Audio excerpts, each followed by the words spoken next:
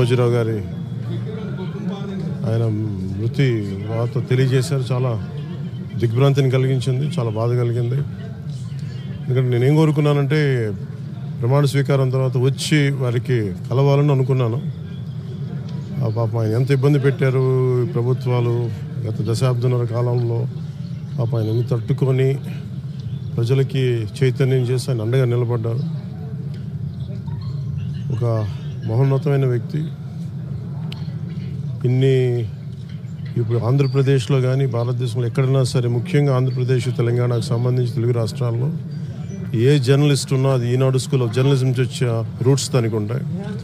అలాంటి కొన్ని వేలాది మంది జర్నలిస్టులని తెలుగు రాష్ట్రాలకు అందించిన మహానుభావులు. అలాగే తెలుగు చిత్ర పరిశ్రమకు సంబంధించి కూడా ఈరోజు ఇంత ఇన్ఫ్రాస్ట్రక్చర్ ఇక్కడ డెవలప్ చేశారంటే అది హైదరాబాద్లో ఎంత అద్భుతంగా తెలుగు చిత్ర పరిశ్రమ ఉందంటే ఆయన కాంట్రిబ్యూషన్ చెప్పలేను. ఇలాంటి చేస్తున్న వ్యక్తిని ప్రభుత్వాలు గత 15 సంవత్సరాల్లో చాలా ఇబ్బంది పెట్టినాయి. వాటన్నిటినీ తట్టుకొని ఆయన్ని ఇబ్బంది పెట్టిన ప్రభుత్వాలు ఈరోజు లేవు. ఆ విజయం ఆయనకి తెలియజేయాలని అనుకున్నాం, చేసి లోపల దురదృష్టం ఇలా జరిగిపోయింది.